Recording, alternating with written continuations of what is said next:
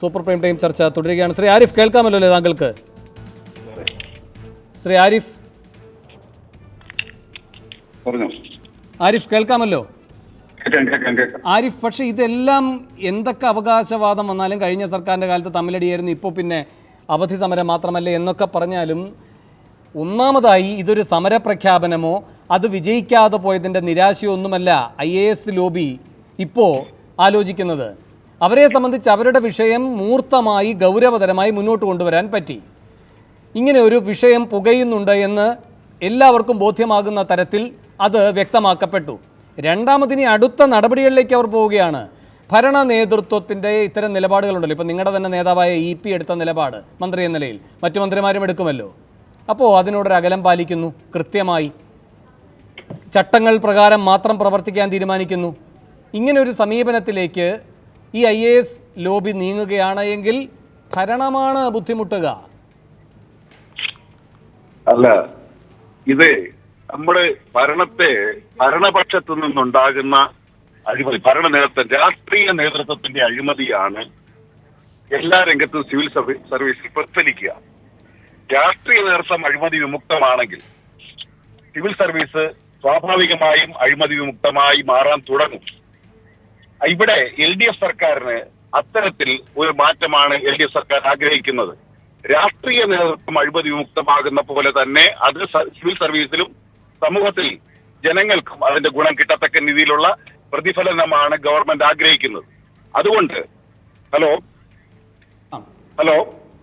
കേൾക്കാം ആരിഫ്, പറഞ്ഞോളൂ.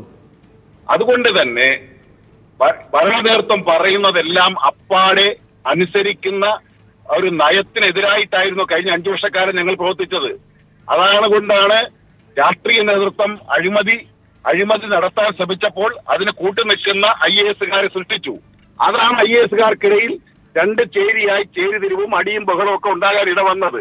അനുസരിക്കാത്തവരും അനുസരിക്കുന്നവരും എന്ന ചേരി ഉണ്ടായി. ഇവിടെ അങ്ങനെ ഒരു ചേരി ഇല്ലാതെ ചേരി രഹിതമായി അഴിമതിമുക്തമായ ഗവൺമെന്റ് ലക്ഷ്യം നടപ്പാക്കാൻ ബാധ്യസ്ഥമായി പ്രവർത്തിക്കുന്നതിനുള്ള സ്വാതന്ത്ര്യം അവർക്ക് ലഭിക്കുന്നു എന്നതാണ് ഇന്നത്തെ സവിശേഷത. അതിന് അവർക്ക് ധൈര്യമായി അവരുടെ നിലപാടെടുക്കാനുള്ള അവസരമുണ്ടാകുകയാണ്.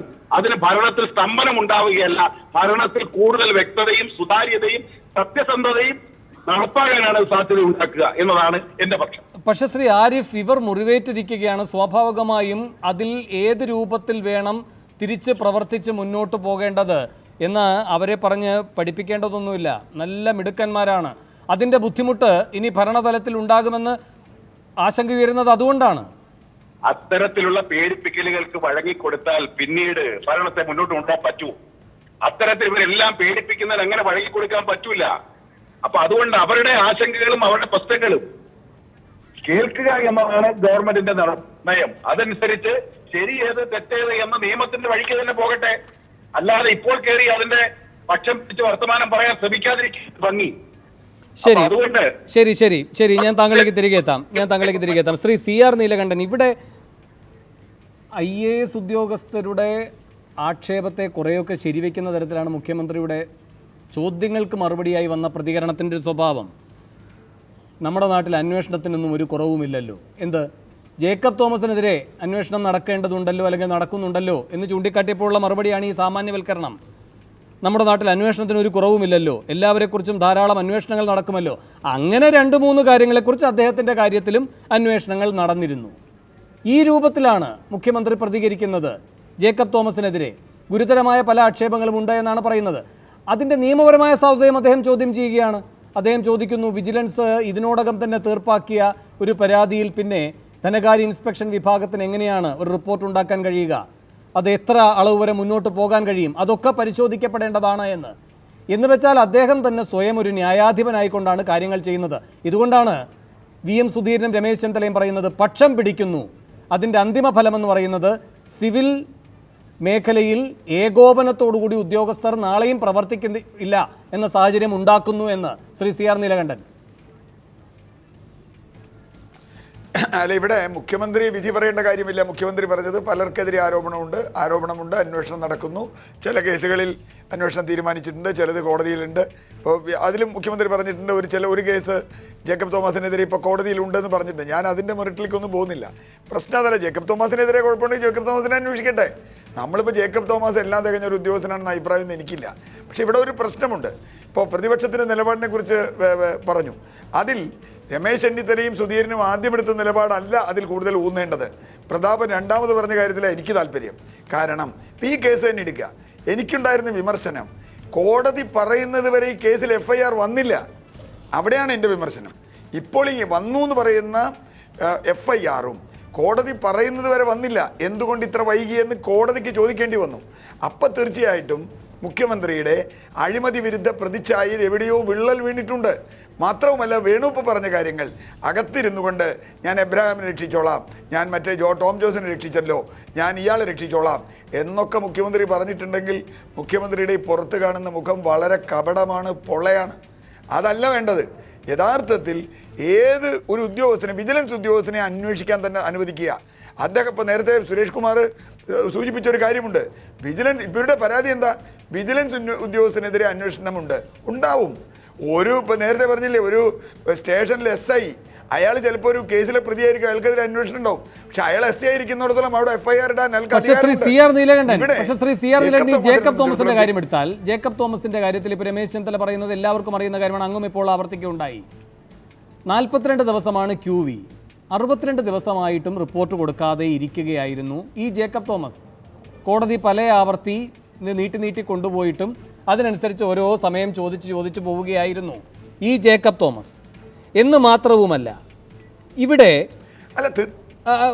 മാത്രമല്ല ഈ മേഴ്സിക്കുട്ടിയമ്മയുടെ കാര്യത്തിലും ഇത് തന്നെയാണ് സംഭവിച്ചിരിക്കുന്നത്.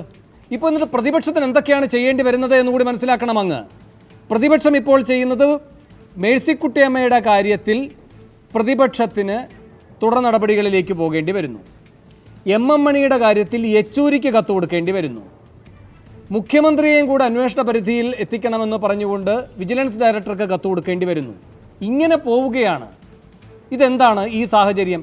ഇപ്പോൾ 42 ദിവസം കൊണ്ട് കടമ നിർവഹിക്കാതെ 62 ദിവസം നിർബന്ധിത സാഹചര്യത്തിൽ കടമ നിർവഹിച്ച ജേക്കബ് തോമസ് പ്രതിപക്ഷ നേതാവിൻ്റെ കത്തിൻ്റെ അടിസ്ഥാനത്തിൽ മുഖ്യമന്ത്രിയിലേക്ക് കൂടി അന്വേഷണം വ്യാപിപ്പിക്കുമെന്ന് കരുതാൻ കഴിയുമോ? ഇപ്പോൾ ഈ പോൾ ആന്റണി എഴുതിയിരിക്കുന്നത് മുഖ്യമന്ത്രിയോടെ കാണണമെന്നാണല്ലോ. മുഖ്യമന്ത്രി കണ്ടോ ഇല്ലയോ എന്നത് തെളിയിക്കപ്പെടേണ്ടതാണ്, അന്വേഷിക്കപ്പെടേണ്ടതാണ്. അതിലേക്ക് പോകുമോ? പോകില്ല. അല്ല, അവിടെ തന്നെയാ വേണു, ഞാൻ ആ വിമർശനം തന്നെയാണ്. മുഖ്യമന്ത്രി കണ്ടോ എന്നറിയാൻ സമൂഹത്തിന് താല്പര്യമുണ്ട്. അതെ അതെ. അല്ല, ജേക്കബ് തോമസ്, അത് തന്നെയാണ് വേണു, അത് തന്നെയാണ് എന്റെ വിമർശനം. അതാണ് IAS-കാരും IPS-കാരും തമ്മിൽ തർക്കമുണ്ട് എന്നതല്ല. യഥാർത്ഥത്തിൽ ഞാൻ പറഞ്ഞു നിർത്തും. പ്രതാപ് ഒരു മിനിറ്റ് ഞാൻ പറഞ്ഞു നിർത്തിയിട്ട് പ്രതാപ് പറഞ്ഞു. എൻ്റെ വാദം, മുഖ്യമന്ത്രിയുടെ ഇപ്പോൾ പറയുന്ന വളരെ അഴിമതിക്കെതിരായ നിലപാടിൽ വിള്ളൽ വീണിട്ടുണ്ട്.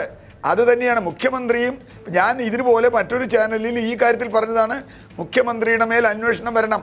മുഖ്യമന്ത്രി ഫയൽ കണ്ടിട്ടുണ്ടെങ്കിലും ഇല്ലെങ്കിലും, കണ്ടിട്ടുണ്ടെങ്കിൽ അദ്ദേഹം ഈ പോൾ ആന്റണിക്ക് എതിരെ എങ്ങനെ പറയാൻ പറ്റുക? കണ്ടിട്ടില്ലെങ്കിൽ എങ്ങനെയാണ് അങ്ങനെ ഒരു ഭരണം ഈ രാജ്യത്ത് നടക്കുന്നത്? തീർച്ചയായിട്ടും കോടതിയുടെ വിമർശനം വളരെ ശരിയാണ്. കോടതിയുടെ വിമർശനം ഏൽക്കുന്നതോടുകൂടി ഇവിടെ മുഖ്യമന്ത്രിയുടെ രാഷ്ട്രീയ ഇച്ഛാശക്തി ചോദ്യം ചെയ്യപ്പെടുന്നു. നിവർത്തിയില്ലാതെ വരുമ്പോൾ ഇത് കൊടുക്കുന്നു. അപ്പോൾ ഇവിടെ മുഖ്യമന്ത്രി സമ്മർദ്ദം ചെലുത്തി ഏതെങ്കിലും വിധത്തിൽ ജേക്കബ് തോമസിനെ കൊണ്ട് ഇത് മാറ്റിക്കുന്നുണ്ടോ അറിയേണ്ട കാര്യമാണ്. അതാണ് ജനങ്ങൾ അറിയേണ്ടത്. അങ്ങനെയെങ്കിൽ അഴിമതി വിരുദ്ധ മുഖച്ഛായയ്ക്ക് വിള്ളലുണ്ട്. അത് ചരിത്രത്തിൽ പുറത്തു കൊണ്ടുവരട്ടെ. പ്രതിപക്ഷത്തിന് ആ ധർമ്മമുണ്ട്, എല്ലാ പൊതുപ്രവർത്തകർക്കും ആ ധർമ്മമുണ്ട്, അത് നമ്മൾ നിർവഹിക്കുന്നുണ്ട്. പക്ഷേ ഇത് IAS IPS തർക്കമാണ് എന്നർത്ഥത്തിൽ ഇതൊരു കുഴപ്പമാണ്, ഇത് പരിഹരിക്കാൻ പറ്റില്ല. അങ്ങനെ പരിഹരിക്കാൻ പറ്റില്ല. അത് കാരണം അഴിമതി ഉണ്ടെങ്കിൽ അത് മൂടി വെച്ച് മുമ്പോട്ട് പോകണമെന്നാണോ? അതോ അഴിമതി ആരോപണം ഉണ്ടെങ്കിൽ അന്വേഷിക്കണം എന്നാണോ? പ്രതിപക്ഷം അക്കാര്യത്തിലാണ് നിലപാടെടുക്കേണ്ടത്. IAS അല്ല IPS അല്ല ഏത് രാഷ്ട്രീയ നേതാവായാലും അന്വേഷണം ഉണ്ടെങ്കിൽ ഇങ്ങനെ പുറത്ത് കയറി ഘോഷിക്കുന്ന മുഖ്യമന്ത്രിയും അദ്ദേഹത്തിന്റെ പാർട്ടിയും EP ജയരാജനും PK ശ്രീമതിക്കുമെതിരെ നടപടിയെടുക്കാത്തതിന്റെ കാരണം കേസ് കോടതിയിൽ കിടക്കുന്നു, അതിനെ ബാധിക്കുമെന്ന ആശങ്ക. MM മണിക്കെതിരെ നടപടി വേണോ വേണ്ടയോ എന്ന് ആലോചിക്കുന്നതിന്റെ കാരണം കോടതിയിൽ ആ കേസ് കിടക്കുകയാണ്, അത് ബാധിക്കുമോ ഇല്ലയോ എന്ന ആശങ്ക. ഈ കോടതിയെ പറ്റിയുള്ള ആശങ്ക ഇവർക്ക് മാത്രമായി പരിമിതപ്പെടരുത് സാർ. തീർച്ചയായിട്ടും വേണു, ഞാൻ 100% അംഗീകരിക്കുന്നു. എം മണിക്കെതിരെയോ പോൾ ആന്റണിക്കെതിരെയോ ഇനി എനിക്കെതിരെയോ TN പ്രതാപനെതിരെയോ ആർക്കെതിരെ ഉണ്ടെങ്കിലും അവിടെയാണ് പ്രശ്നം. സെലക്റ്റീവായി ഡിസ്ക്രിമിനേഷൻ മുഖ്യമന്ത്രി കാണിക്കുന്നു എന്നാണ് ഇപ്പോൾ നേരത്തെ പറഞ്ഞ ഉദാഹരണം കാണിക്കുന്നത്. മേഴ്സിക്കുട്ടിയമ്മയുടെ ആയാലും മണിയുടെ ആയാലും അങ്ങനെ കാണിക്കാൻ പാടില്ല. അത് വളരെ കൃത്യമായ വിമർശനമാണ്. ആ വിമർശനമാണ് ഉന്നയിക്കേണ്ടത്. ഞാൻ അതിലെ ഊന്നുന്നത് അത് തന്നെയാണ് ഉന്നയിക്കേണ്ട വിമർശനം. ഇവിടെ മുഖ്യമന്ത്രി ഡിസ്ക്രിമിനേഷൻ ശരി ഞാൻ ഇടപെടുകയാണ്. എനിക്ക് ഇടവേളയിലേക്ക് പോകണം. ഇടവേളയ്ക്ക് ശേഷം ഞാൻ കെ സുരേഷ് കുമാറിലേക്കും ശ്രീ ജോമോൻ പുത്തമ്പരക്കലിലേക്കും വരാം. ഇടവേള.